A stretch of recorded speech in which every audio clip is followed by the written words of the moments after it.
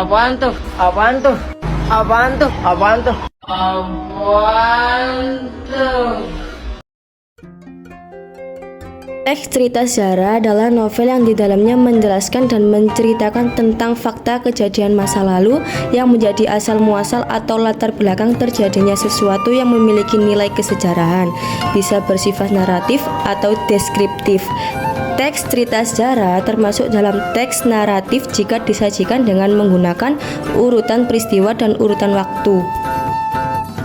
Perbedaan dengan teks sejarah. Teks sejarah nomor 1 dituntut menunjuk kepada hal-hal yang memang pernah ada atau terjadi. Sedangkan novel sejarah dapat saja menggambarkan sesuatu yang tidak pernah ada atau terjadi, kesemuanya bersumber pada rekaan. Yang kedua, teks sejarah, sejarawan terikat pada keseharusan, yaitu bagaimana sesuatu sebenarnya terjadi di masa lampau. Artinya tidak dapat ditambah-tambah atau direkam. Sedangkan novel sejarah, novelis sepenuhnya bebas untuk menciptakan dengan imajinasinya mengenai apa, kapan, siapa, dan di mananya. Yang ketiga, teks sejarah ialah hubungan antara fakta satu dengan fakta lainnya, perlu direkonstruksi, paling sedikit hubungan topografis atau kronologisnya. Sejarawan perlu menunjukkan bahwa yang ada sekarang dan di sini dapat dilacak eksistensinya di masa lampau. Hal itu berguna sebagai bukti atau saksi dari apa yang direkonstruksi mengenai kejadian masa lampau. Sedangkan novel sejarah ialah faktor perekayasaan pengaranglah yang mewujudkan cerita sebagai suatu kebetulan atau koherensi dan sekali-sekali ada relevansi dengan situasi sejarah. Yang keempat, teks sejarah ialah sejarawan sangat terikat pada fakta mengenai apa, siapa, kapan, dan di mana. Sedangkan novel sejarah, pengarang novel tidak terikat pada fakta sejarah mengenai apa, siapa, kapan, dan di mana. Kesemuanya dapat berupa fiksi tanpa ada kaitannya dengan fakta sejarah tertentu. Begitu pula mengenai peristiwa-peristiwanya, tidak diperlukan bukti, berkas, atau saksi. Yang terakhir, yang kelima, teks sejarah ialah pelaku-pelaku hubungan antara mereka, kondisi dan situasi hidup dan masyarakat. Kesemuanya adalah harus sesuai dengan kenyataan yang terjadi. Sedangkan novel sejarah, pelaku-pelaku hubungan antara mereka, kondisi dan situasi hidup dan masyarakat. Kesemuanya adalah hasil imajinasinya. Struktur teks cerita sejarah. Yang pertama, pengenalan situasi cerita, exposition, orientasi, atau dalam bagian ini pengarang memperkenalkan setting cerita balik, waktu, tempat, maupun peristiwa. Yang kedua, pengungkapan peristiwa. Dalam bagian ini disajikan peristiwa awal yang menimbulkan berbagai masalah, pertentangan, ataupun kesukaran-kesukaran bagi para tokohnya. Yang ketiga, menuju konflik, rising action. Dalam bagian ini terjadi peningkatan perhatian, kegembiraan, kehebohan, ataupun keterlibatan berbagai situasi menyebabkan bertambahnya kesukaran tokoh. Yang keempat, puncak konflik, turning point, komplikasi, atau bagian ini disebut pula sebagai klimaks. Yang kelima, penyelesaian, evaluasi, atau resolusi.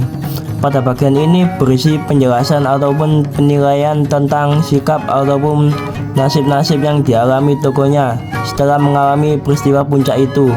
Yang keenam, coda.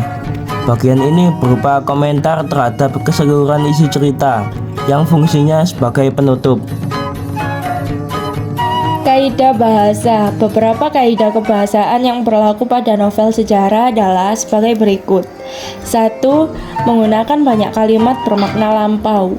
2. Menggunakan banyak kata yang menyatakan urutan waktu dalam kurung konjungsi kronologis atau temporal, seperti sejak, saat itu, setelah itu, mula-mula, dan kemudian. 3. Menggunakan banyak kata kerja yang menggambarkan suatu tindakan atau kata kerja material. 4. Menggunakan banyak kata kerja yang menunjukkan kalimat tak langsung sebagai cara menceritakan tuturan seorang tokoh oleh pengarang. Misalnya, mengatakan bahwa menceritakan tentang menurut, mengungkapkan, menanyakan, menyatakan, dan menuturkan. 5. Menggunakan banyak kata kerja yang menyatakan sesuatu yang dipikirkan atau dirasakan oleh tokoh. Dalam kurung kata kerja mental. Misalnya, merasakan, menginginkan, mengharapkan, mendambakan, mentahkan, dan menganggap. 6. Menggunakan banyak dialog. Hal ini ditunjukkan oleh tanda petik ganda dan kata kerja yang menunjukkan tuturan langsung. 7. Menggunakan kata-kata sifat dalam kurung descriptive language untuk menggambarkan tokoh, tempat, atau suasana. Nilai-nilai teks cerita sejarah. 1. Nilai budaya adalah nilai yang dapat memberikan atau mengandung hubungan yang mendalam dengan suatu masyarakat, peradaban, atau kebudayaan. 2. Nilai moral atau etik adalah nilai yang dapat memberikan atau memancarkan petuah atau ajaran yang berkaitan dengan etika atau moral. 3. Nilai agama, yaitu nilai-nilai dalam cerita yang berkaitan atau bersumber pada nilai-nilai agama. 4.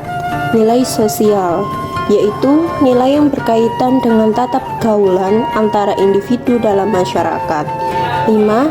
Nilai estetis, yakni nilai yang berkaitan dengan keindahan, baik keindahan struktur pembangun cerita, fakta cerita, maupun teknik penyajian cerita.